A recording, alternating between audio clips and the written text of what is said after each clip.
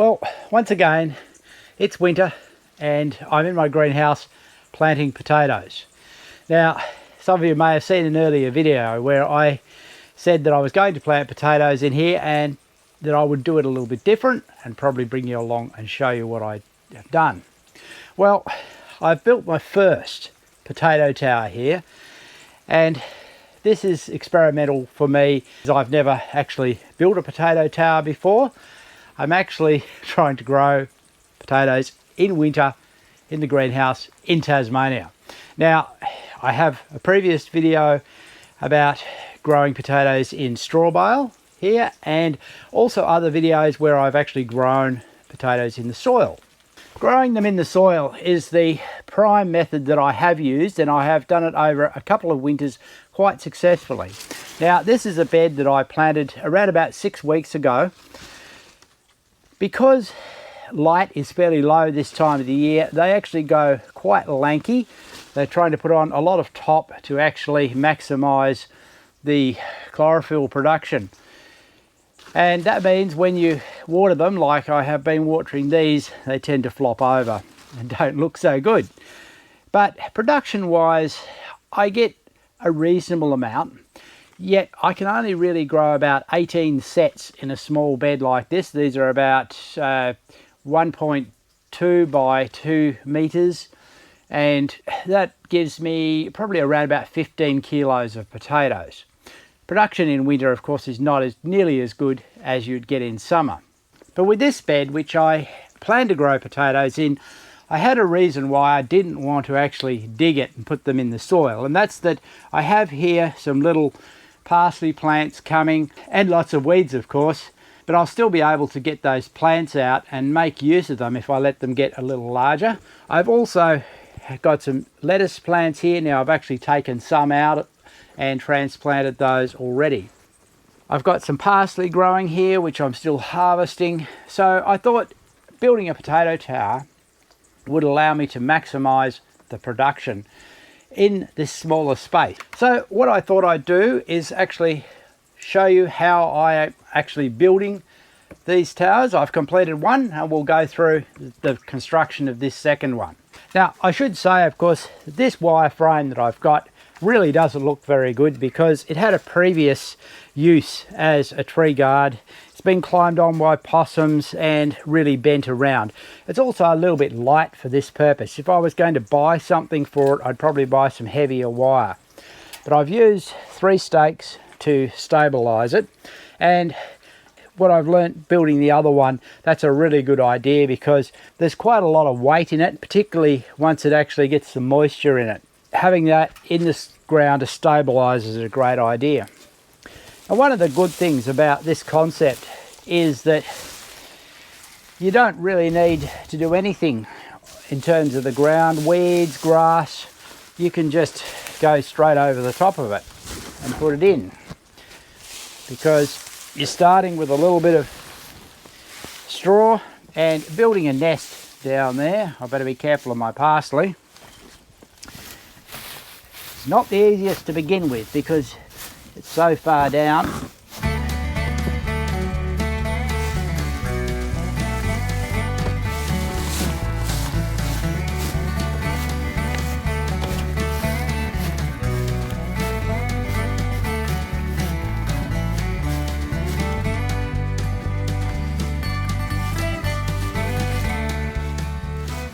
Now that I've got that nest of straw there, I'm going to come in with some actual growing medium into the middle of it.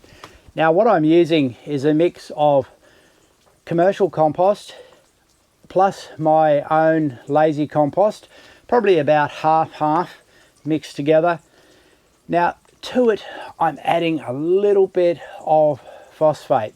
Now, that's probably going to upset the organic purists, but potatoes, being a root crop, really do benefit from that small amount of phosphate. You don't need a lot, but just a little bit is going to give you bigger and better potatoes and more production. So I'm coming in with around about 3 good big shovelfuls into that nest.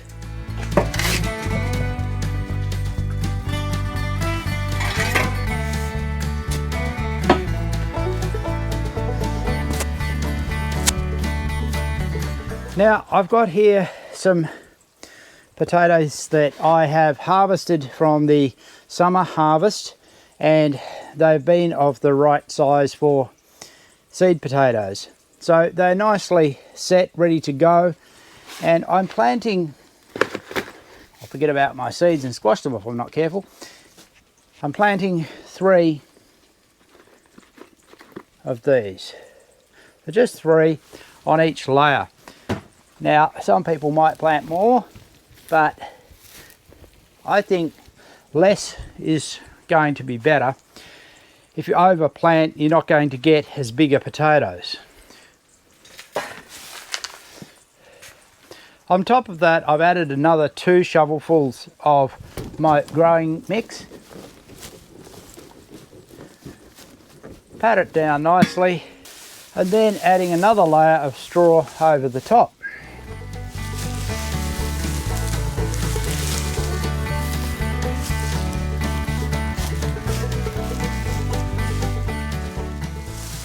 And again, starting to build with this that I've got, I'm going to start building the next nest for the next set of potatoes. The next layer of potatoes, should I say.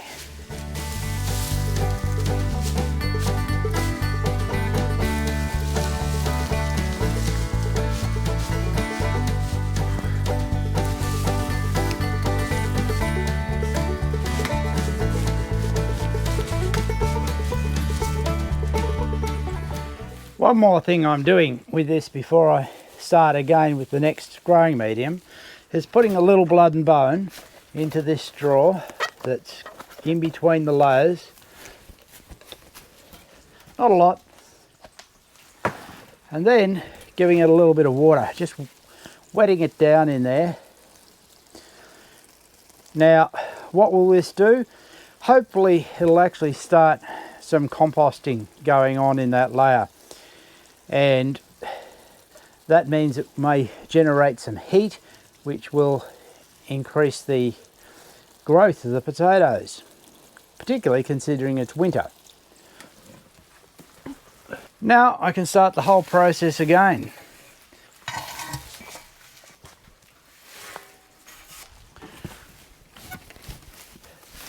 Now with this subsequent layer, you can see I'm pressing it down, because otherwise it's quite loose.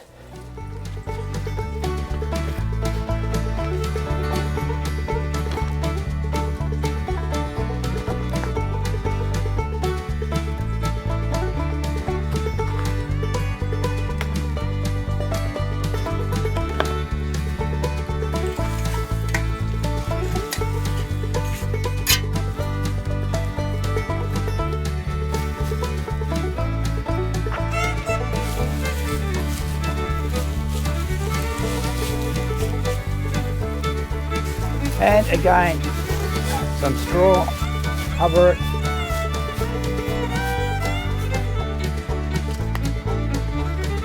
Blood and bone.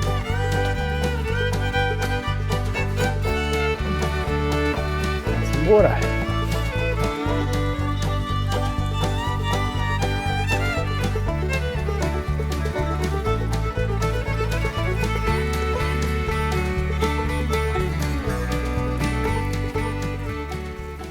So I will continue this process until it's full. How many actual layers am I putting in? Well, in this one here I put 5 layers of potatoes, so that's a total of 15 sets. So bear in mind, as I said, in the bed planting in the ground I only had 18 sets, so with 2 of these towers I'm getting 30. So whether that will actually add up to 2/3 more production, I'll be really interested to see. I don't expect that it will, but considering the actual footprint that these are using, I could actually, if I wanted to, probably fit 3 onto one of these beds. I should be able to achieve a better production. But I'll bring you back when I harvest these and we'll see actually what we get out of them. When's that going to happen? Probably November. So we're talking around about, it's now July, so probably 4 months total before I actually harvest them. So why do I actually try to grow potatoes like this in winter? Because in November and early December is when we often have the potato low season. The autumn crops have actually run out and spring crops haven't come in. So having a winter crop out of the greenhouse fills that gap. Now you might wonder how much straw and compost you actually use in one of these. My experience from this one is that I've used around 2/3 of a bale of straw and 2 wheelbarrows of compost. So that's quite an amount, and that's why it is so solid. Now, as you can see, I'm watering it well now that I've finished it to get it nicely saturated. It's probably approaching what it needs to be. It doesn't need to be really wet, but to get some dampness that'll soak down through it and get those potatoes going. Get some composting going that will generate some heat, and it'll be really interesting to see how it goes.